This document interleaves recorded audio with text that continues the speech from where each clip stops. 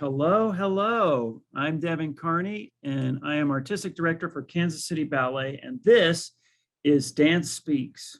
This is a great opportunity for us to get a little bit of really interesting insight into the creative process of one of our productions that we're doing. We do these throughout the course of the whole season, and this one is about the amazing production, The Wizard of Oz, that we are about to put on stage at the Kauffman Center for the Performing Arts here in Kansas City.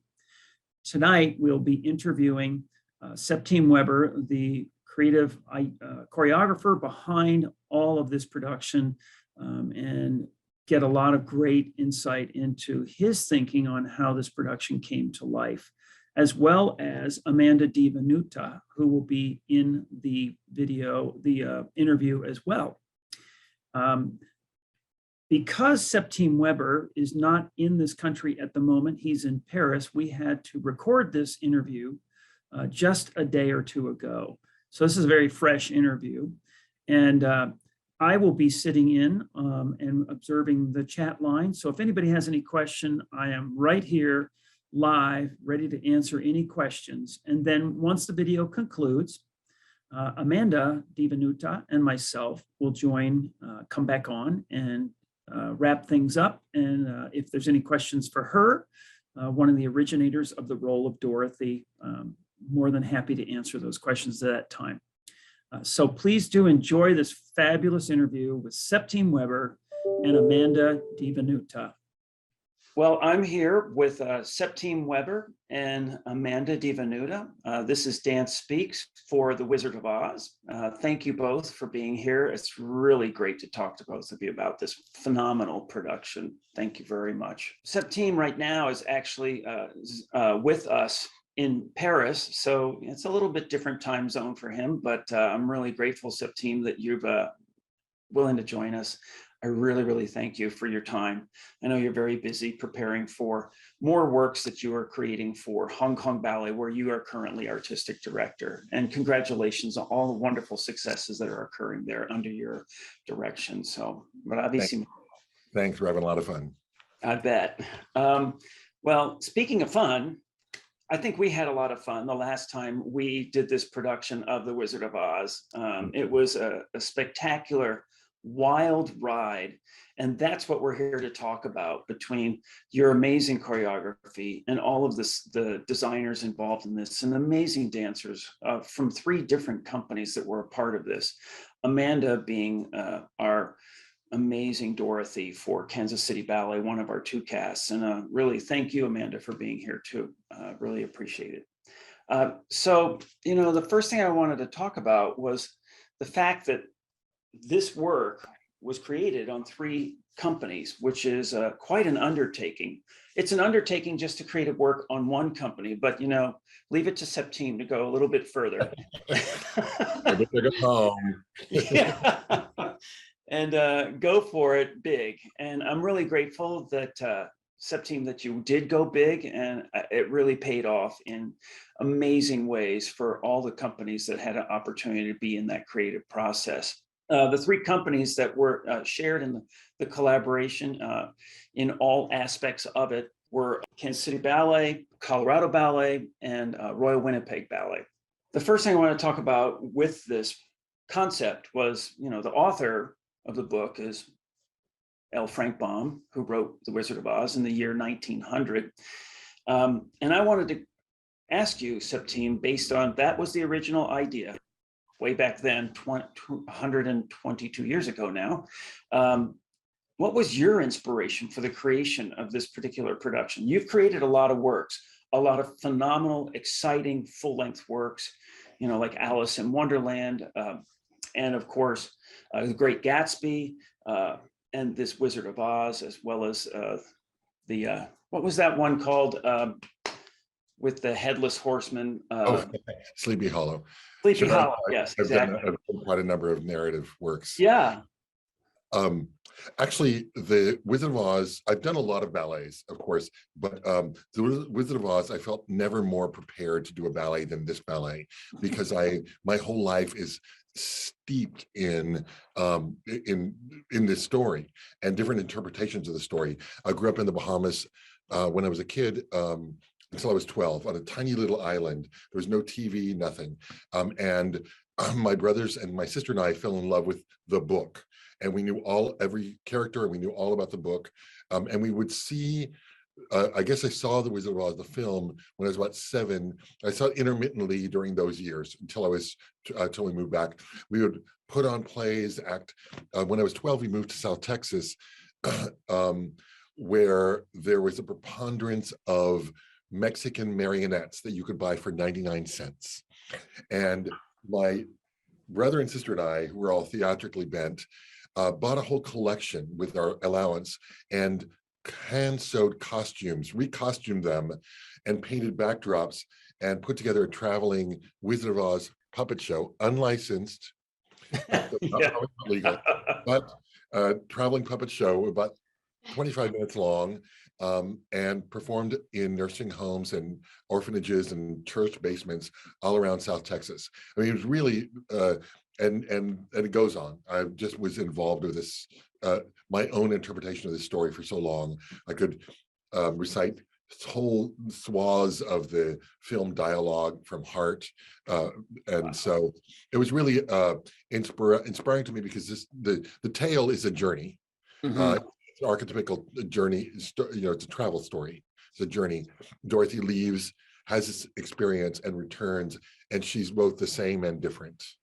Right. It's an important story, and all of those characters that she comes along that inform her change are such wild, vivid characters, and and the story's so kinetic, and the evil so evil, and the good so good, and the funny is so funny.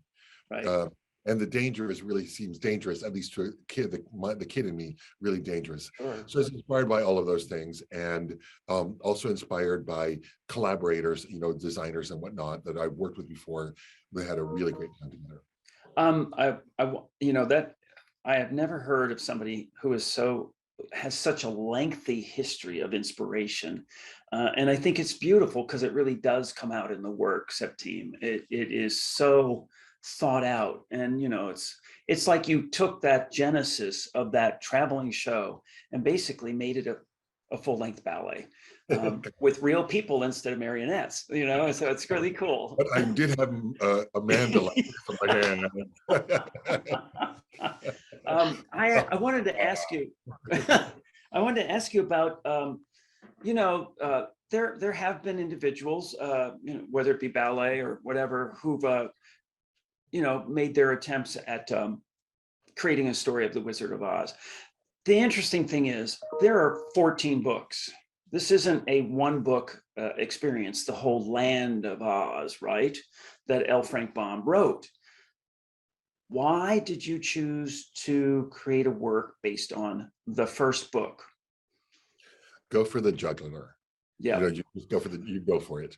And that's the one that I grew up. I mean, I read all of them subsequently, but it's like you go to home base. That seems home base. We also built something that was iconic, and I think it's a better story than, and maybe because the film distilled it so well, and we use elements from the film that do not appear in the book in the ballet, that all of that kind of came together. And it was really I think it's the film that captures our imagination, those iconic images. Right. I mean, they're not ruby slippers in the book, they're silver, for example. So that seemed like a no-brainer. I did want to ask you about the movie, because obviously, Amanda, I'm sure you, just like Septime, just like me, were all influenced by this iconic movie that was produced in 1939 with Judy Garland, which really took this book, one of 14 books, and threw it onto the collective consciousness of not only America, but the world forevermore. And, how influenced, Septime, were you by this movie? Because it is what is emblazoned on so many people's consciousness about what the Wizard of Oz is. It's not the book, it is the movie. I think we were walking a very fine line. Yeah. And And I'd be curious to see if Amanda, as a performer, if you also felt like you had to find yourself. There's no point. The movie's a masterwork. There's no point of recreating the movie. There's just no point to it. It is itself. What are we going to do that's better than that film? What we have to do is find a different way to tell the story that would illuminate other aspects of the story that the film does not already illuminate. Right. And it's also a fine thing because it's such a famous thing. Obviously, it's going to be box office bonanza, and people are going to come to see it that might not ordinarily come to see Giselle or one of your amazing triple bills. And they're going to come with some expectations, and I feel like the responsibility, particularly for the choreographer who's a guest, who's coming to 3 companies who are relying on this work to fulfill some things for their public and for the institution, that people leave being surprised but fulfilled, that their expectations are fulfilled in a completely, or at least a somewhat different way. Right. So it's important to find ways to have iconic moments be a bit different but still there, and ways that there be something entirely new. For example, when contemplating what the Yellow Brick Road might be like, there's a perfect example. I thought about Yellow Shag Carpet because I remember when I was a small child, The Wiz was being made with Diana Ross and Michael Jackson. And I was fascinated by it, like as a 10-year-old reading in Time magazine about how they were going to carpet the entire Brooklyn Bridge with yellow shag carpet. They ultimately didn't. They used some kind of green screen, but that was the plan in the Time magazine article, I still remember. And that yellow shag carpet, amazing. And then it became like, how are you going to dance on that? So we extrapolated to develop the Yellow Brick Road as dancers. So we developed the characters, the Yellow Brick Roadies. They're 8 guys, and I fashioned them a little bit after a K-pop boy band, maybe, but looking like, yeah, they're wild, really kooky. So that's a kind of example that there is a Yellow Brick Road that we want to see, but it's rendered in a very different way. And then actually in working with the dancers, I started this conversation, Devon, by asking me about inspirations.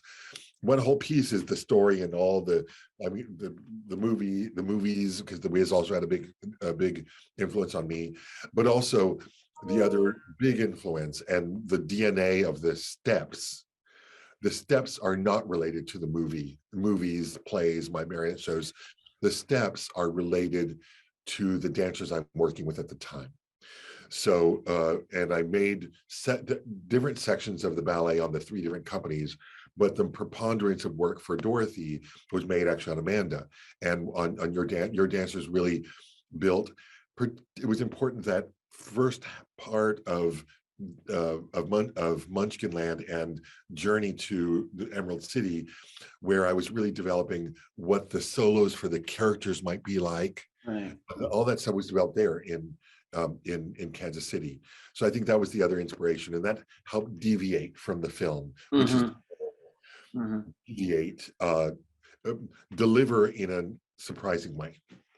Amanda, I'd love for you to, since we're talking so much about you at this very minute, it's really great to have, one of the original Dorothys here. Well, so, as Septime wondered earlier, and when he was commenting, how much of an influence did the movie have on you? What was it like to go on this incredible journey down this Yellow Brick Road to this land of Oz as the iconic character who goes, into this wild world? What was it like? It was honestly so magical and genuine to where I am at in kind of like real life 4 years ago, and then like even now. Like, the story of Dorothy is a character that I don't really struggle to play because I just feel like it's very much like where I'm at, kind of just like being like a very in tune human that feels a lot of things and is always like longing for more. I really connect with her spirit very well, I feel. But yeah, the first time when Septime came and started choreographing, I mean, it was just pure magic from the start. You really pushed me in like in such a good way, and I feel like a lot of the steps like do like placate to my strengths, which is really nice. I did a lot of research the first time around, and I still have a lot of that info in my brain at the moment. I watched I watched the movie like maybe like 4 or 5 times. There's a museum actually not too far from here. It's Mhm. like an hour and a half or something out in Kansas. Right. And I went to it with my family, and it was really fun to see um, all just like the history of the movie, the book. I actually don't think I've read the book, which I love reading. So this time around, I'm going to read the book. Um, I read like picture books growing up, but that's not really the same. Yeah, not quite. um, but yeah, and what's been amazing like this time around, it's all still there. Like Yeah. they played the music, and like it's more of like a review for me because it's like still in my body. Like I think I was just so present in what we were creating that it just really sunk in. And 4 years later, I pretty much remember the entire ballet. That's wonderful. For our audience listening, there is a wonderful documentary that PBS did on the creation of the Wizard of Oz that has been viewed literally all over America, some parts of Japan. It's on an international flight. It's called Me, Dorothy, and the Road to Oz. You can check it out. You can check it out online. I'm sure it's available to be found out there. I would strongly encourage anyone who's really interested in more details about that choreographic process to go there to see it, because it was a fantastic film, which is quite special to have that record of what that process was like. And you were, of course, the star of that one in every way. So it really does show how deeply you were living in the role. And I think that's really important for a role like this. Septime, I was wondering about the music. A choreographer has two different roads they can travel. You can either go, down the road of pre-existing musical selections that are arranged by an arranger, or you can go with an original score. You chose to, like everything else, go big and go with an original score by Matthew Pierce. Maybe you could share a little bit, because I think that's a bit of an unknown mystery for our audiences that come and see a performance, is how all of this music came to life and what was that process like. And I know every choreographer does have the chance, and it is a beautiful opportunity to be able to have music come to life that you want, not have to go look for it, but that it comes to you and you are able to have a discussion with the composer about what you're looking for. So what was that like, that process? And everybody has a different way of going about that. So I'm curious what your particular process was like with Matthew in the creation of this score. Oz was the fifth big project I'd done with Matthew. I did 2 musical theater pieces with him, and then Alice in Wonderland, The Legend of Sleepy Hollow, and then Oz. And so we developed a kind of lingua franca together, we finish each other's sentences almost. He lives in New York, and I was living in DC initially, and then Hong Kong. And it starts with me writing a very specific libretto, an outline. Dorothy solo, 1.5 minutes.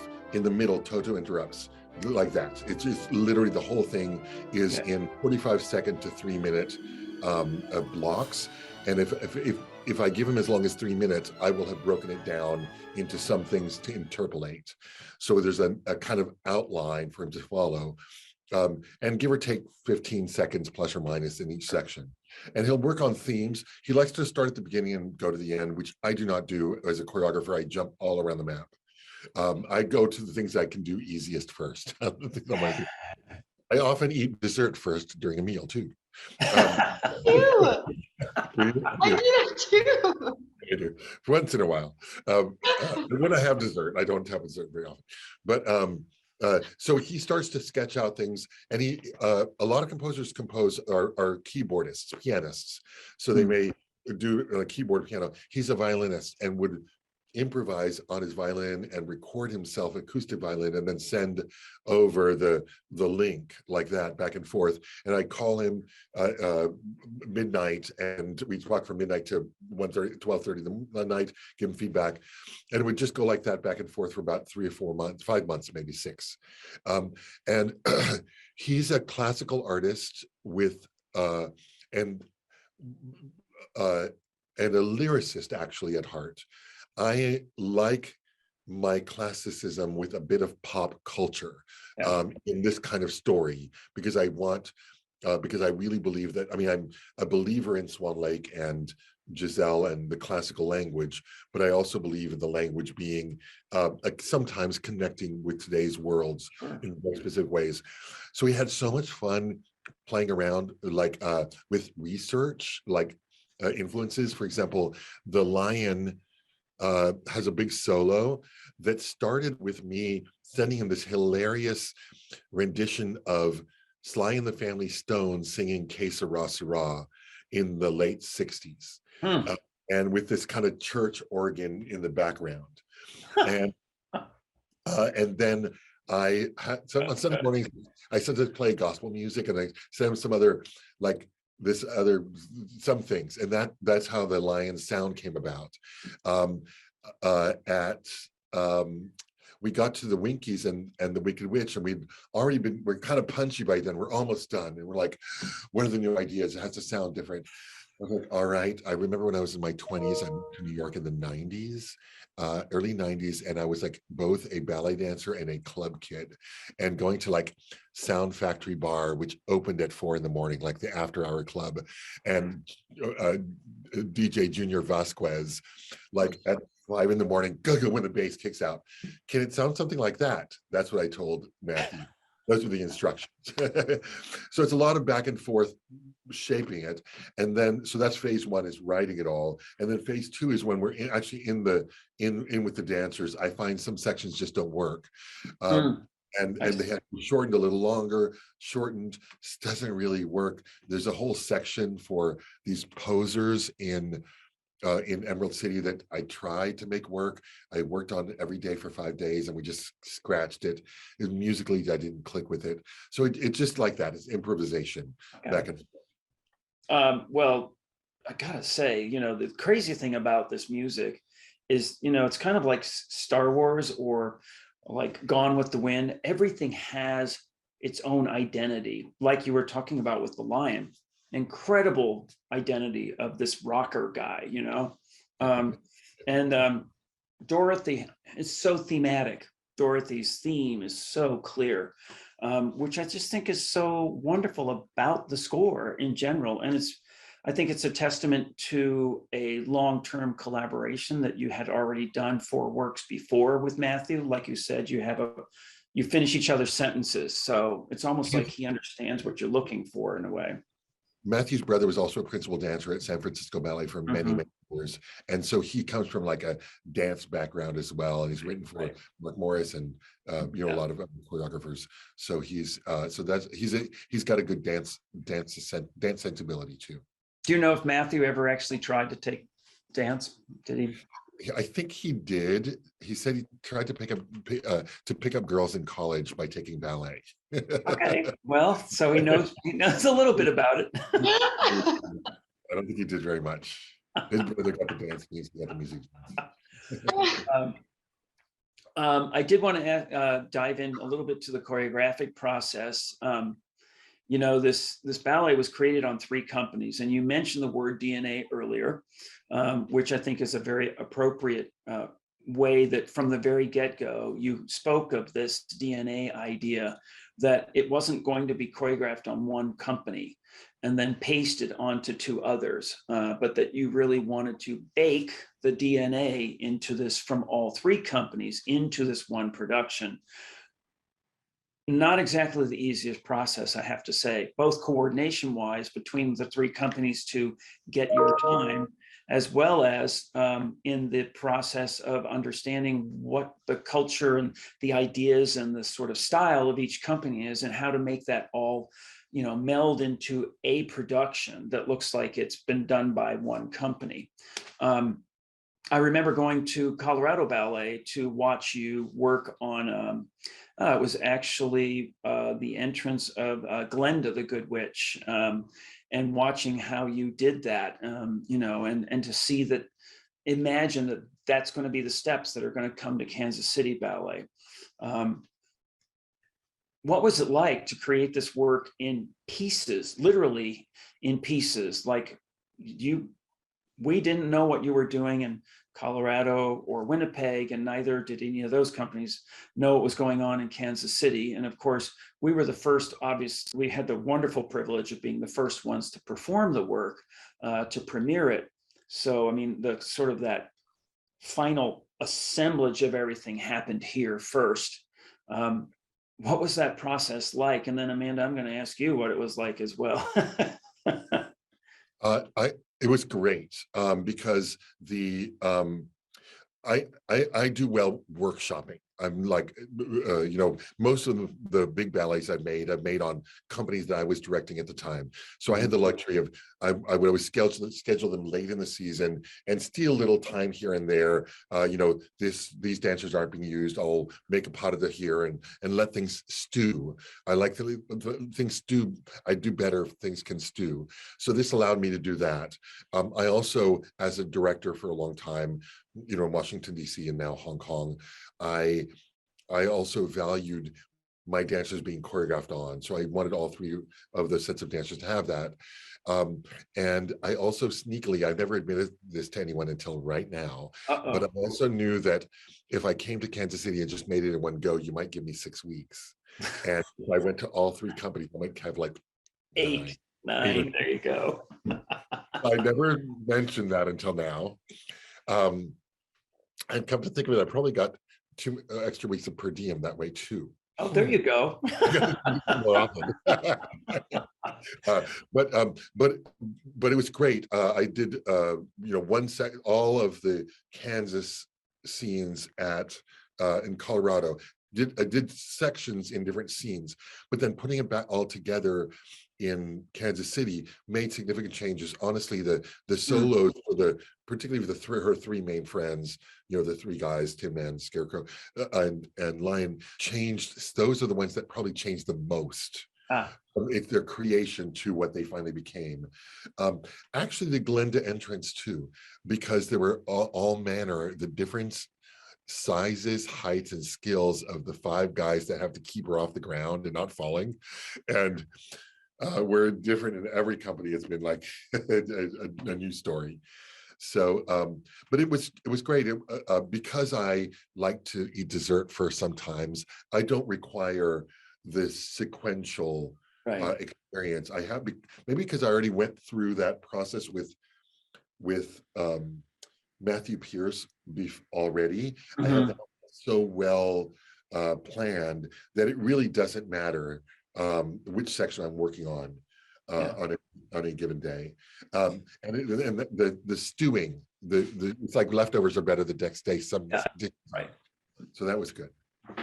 Amanda, so this didn't come to you all in one moment, the choreographic moment with Septime.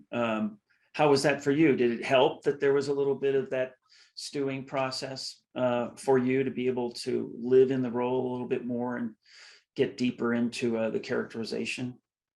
Oh yeah, yes, for sure. Because I remember, Septime, you had come for a week in like January or February to start workshopping before we started rehearsing for it in August. And I remember that week was just like a blast. And then I was like, okay, I'm really looking forward to August.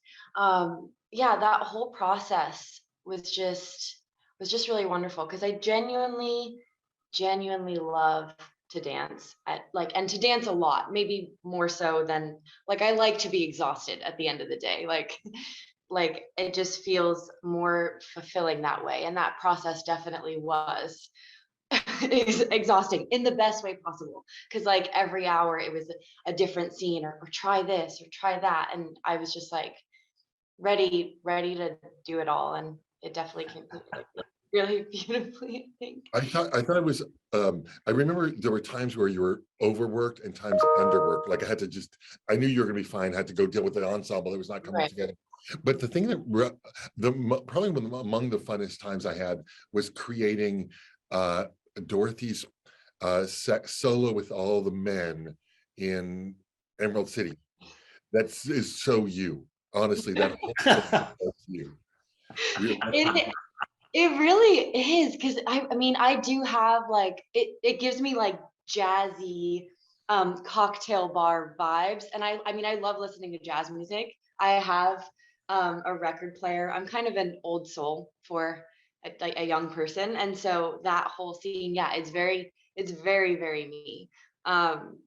And the music, yeah, the I still music. remember slow, fast, fast, fast, fast, slow. I remember the diagonal. There was like you were a little resistant at first. Actually, these little jeté diagonal go up to the corner.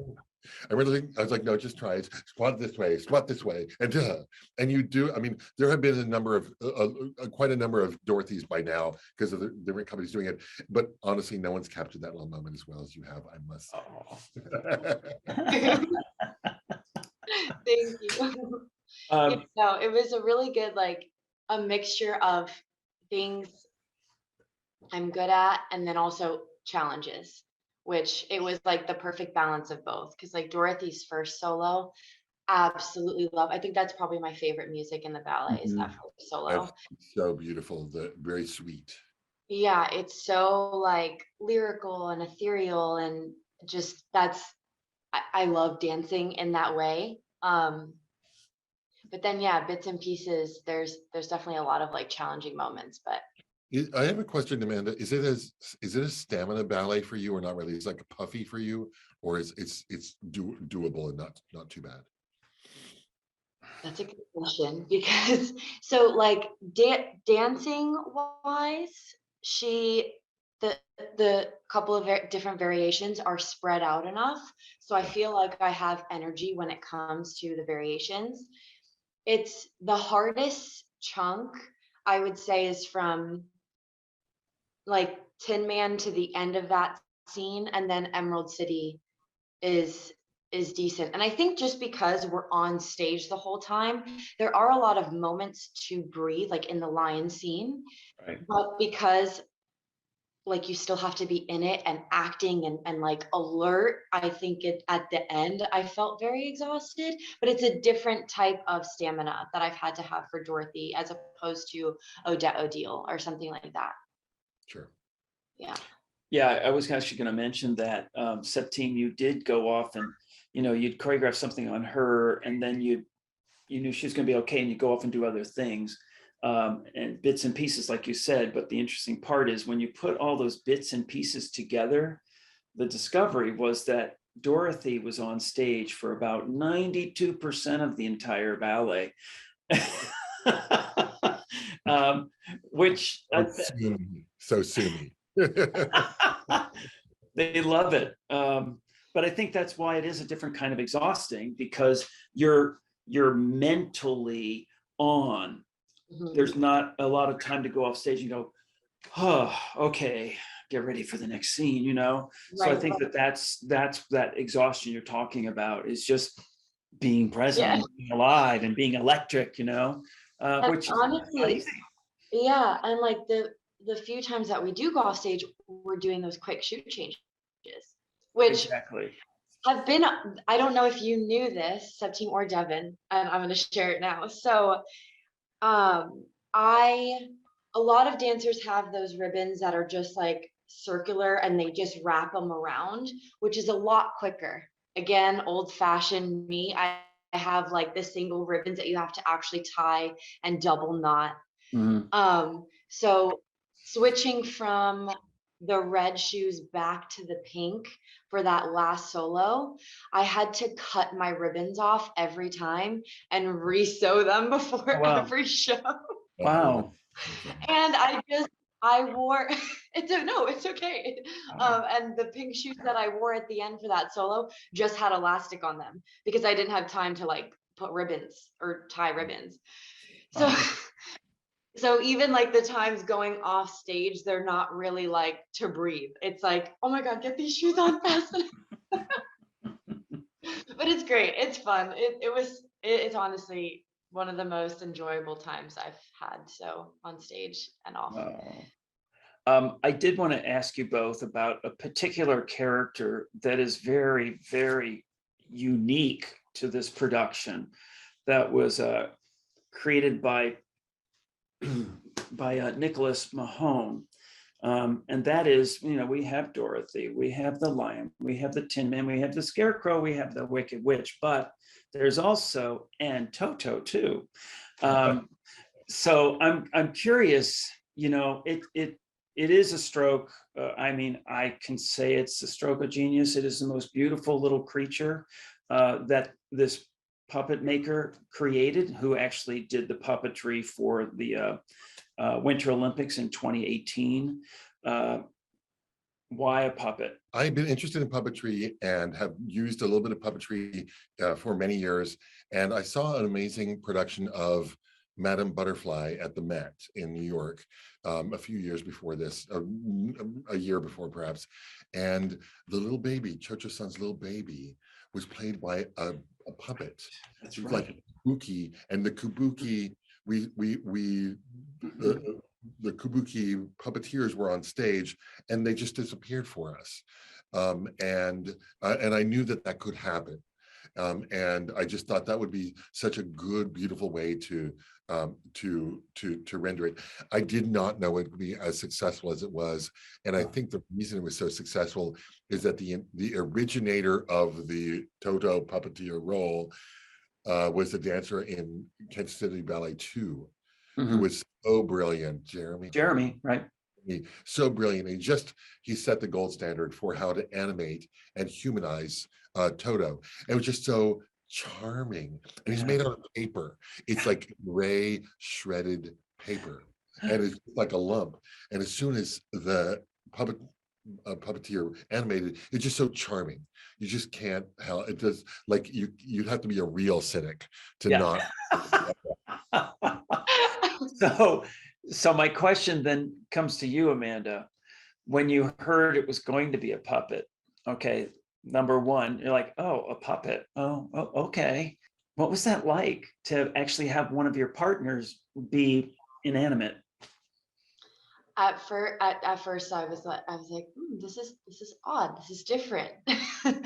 but I the second that Jeremy like held it, and I remember the specific moment in Studio One, he like ran towards me with it, and I was like, my heart like started beating as if like my family dog was like running towards me and was happy. I was like, wait, this is crazy. I'm actually like feeling as if this is a real dog, a real living being. Um, the eyes on it too, like I don't know what if there's anything special.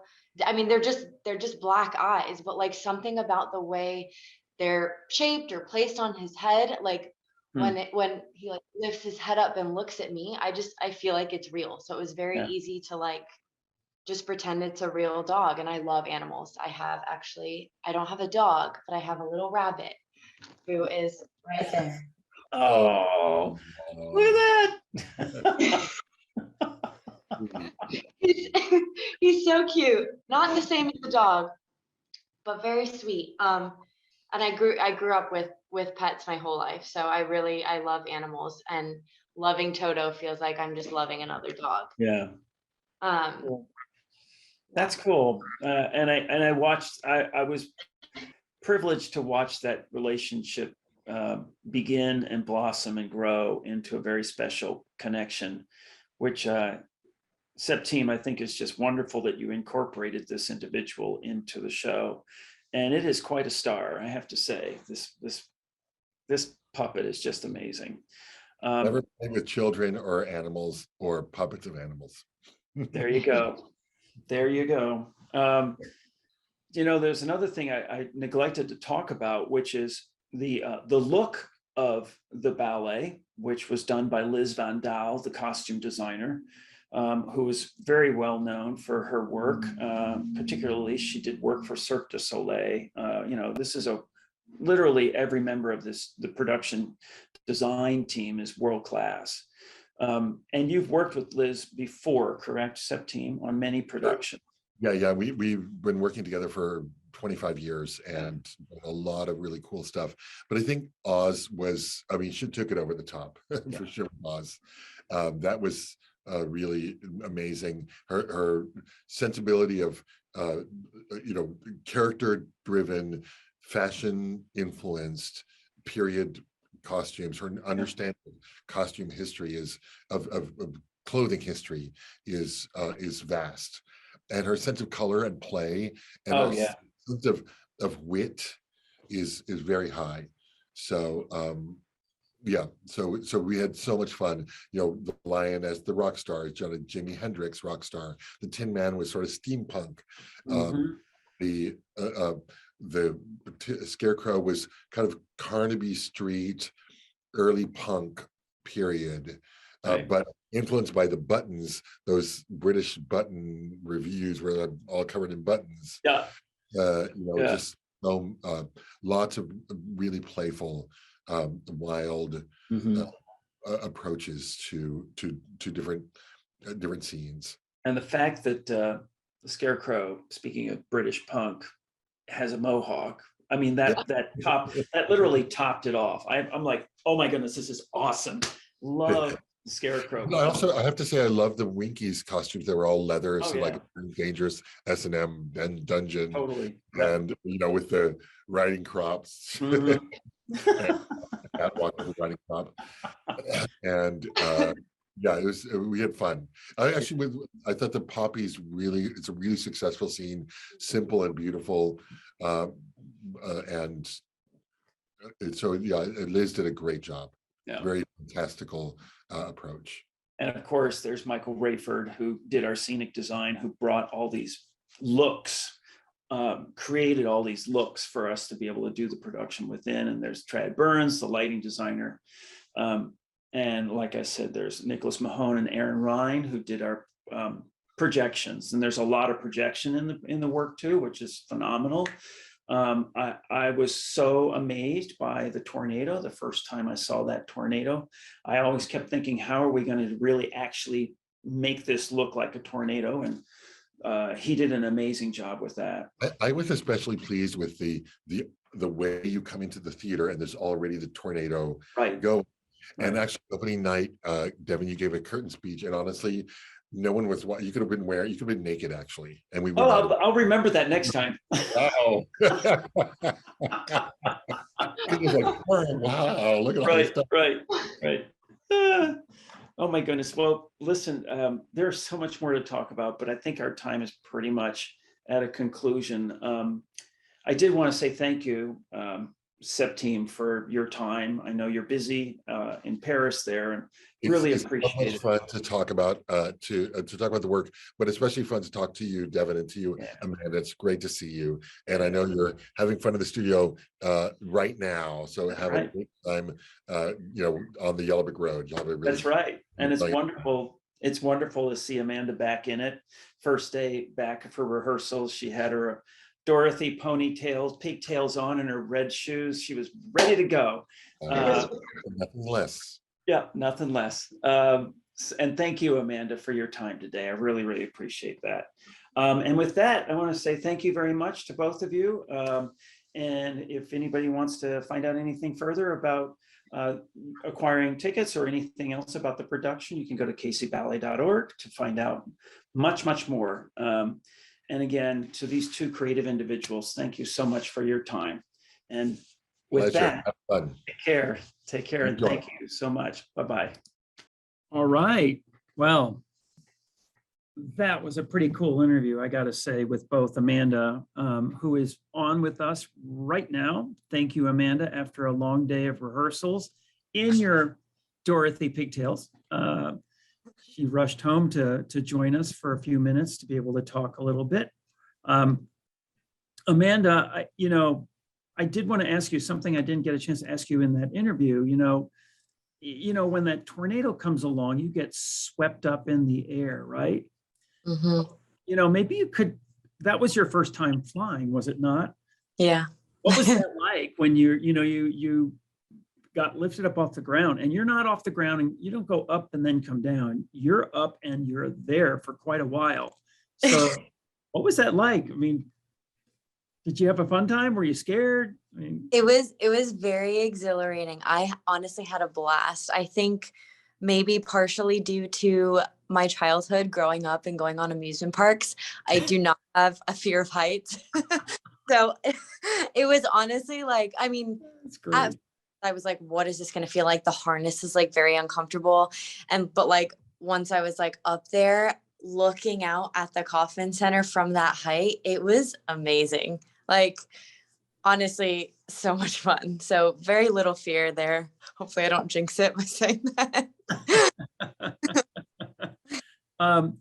Another thing that we didn't get a chance to talk about in the interview was this process of this documentary that was created about you and your road to Oz, literally the title, me, that being you, Dorothy, and the road to Oz, which has been seen all over the country as well as in different parts of the world.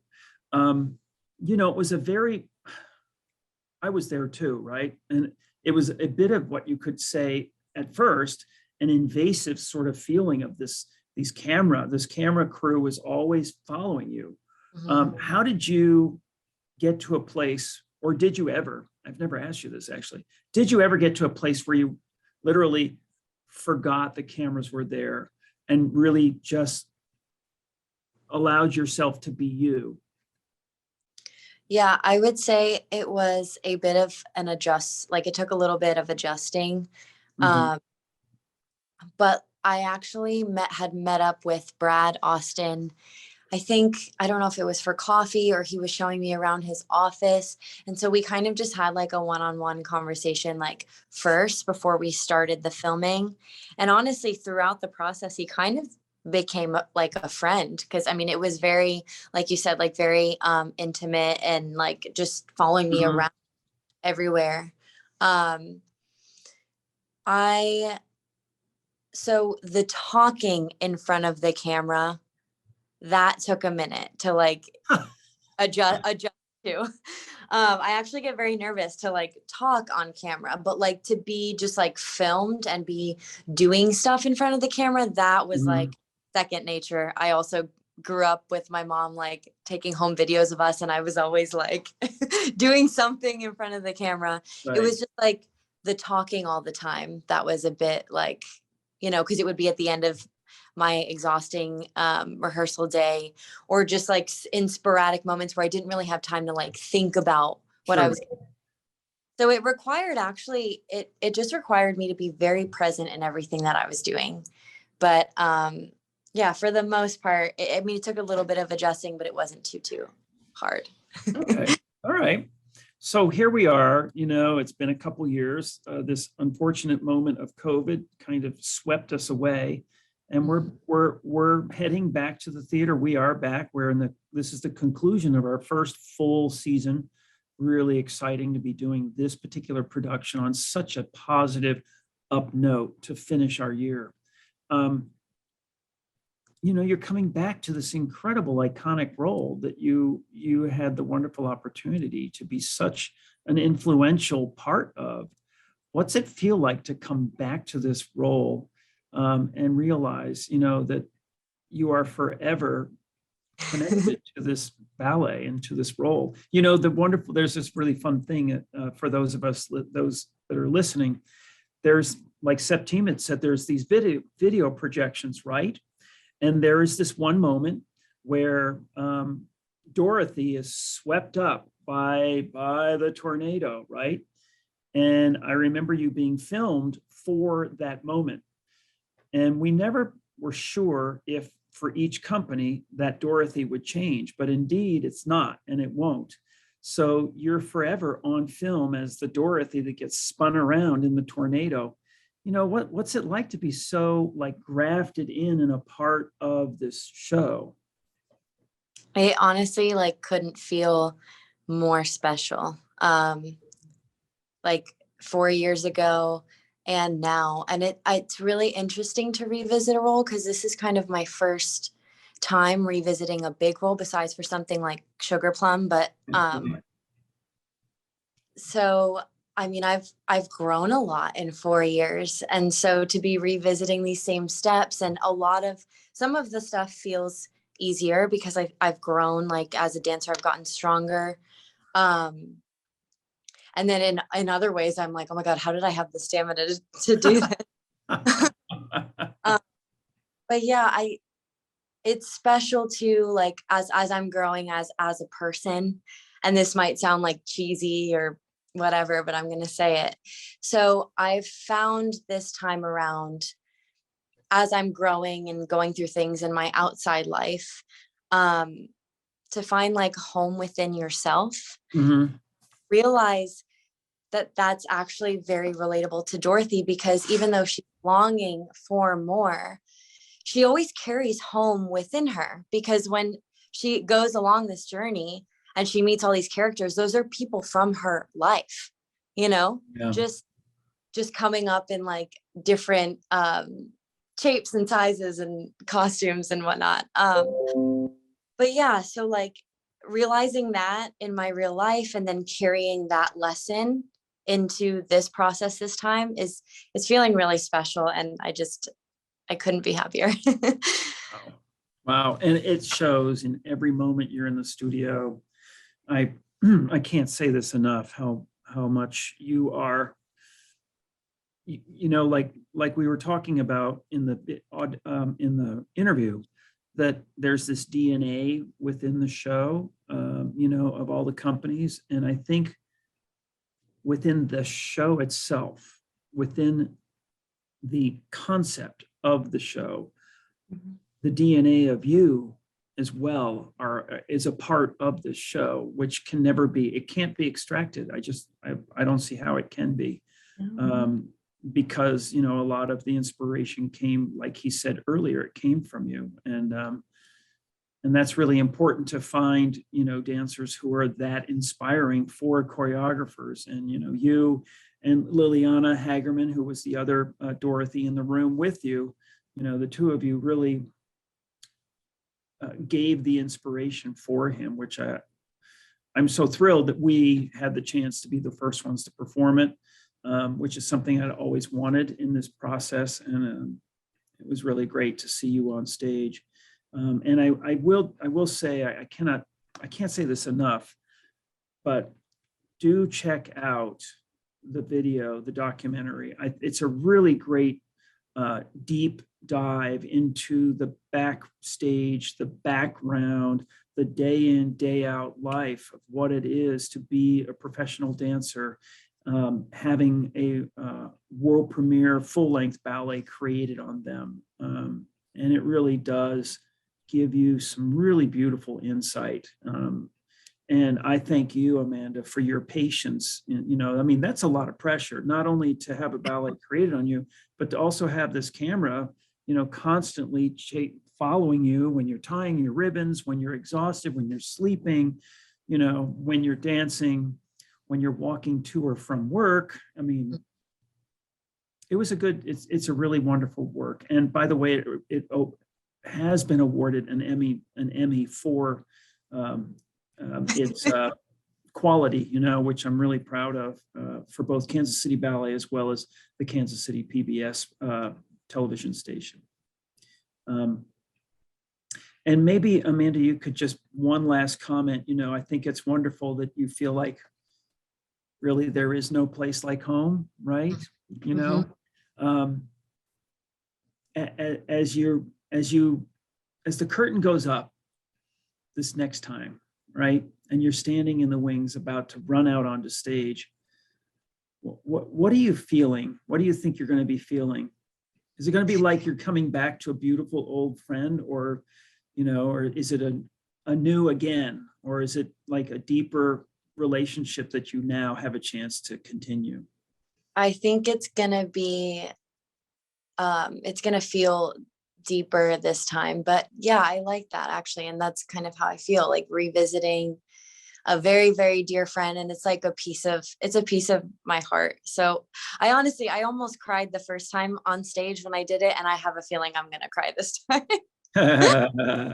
At the end, like when I wake up and I'm home, that solo is very emotional for me. So yeah, I feel nothing but like excitement and gratitude that I'm like doing it again and we're all healthy and happy. So yeah. Well, I wish you the best. We'll be in the room together heading toward the theater, and thank you for jumping on and being with us at the end of this Dance Speaks. It really means a lot to have you involved in this moment. And I hope that everybody tonight that's listening, you feel like you got more information than you could ever possibly hope for. But of course, the best thing you can do is come see Amanda perform this fabulous production of The Wizard of Oz at the Kauffman Center for the Performing Arts. For further information, you can go to our website, kcballet.org, to find out all about the dates and the tickets. And we hope to see you there. And in the meantime, enjoy your night. And again, thank you, Amanda, for your time. And everybody else, have a lovely evening. Good night. Thank you.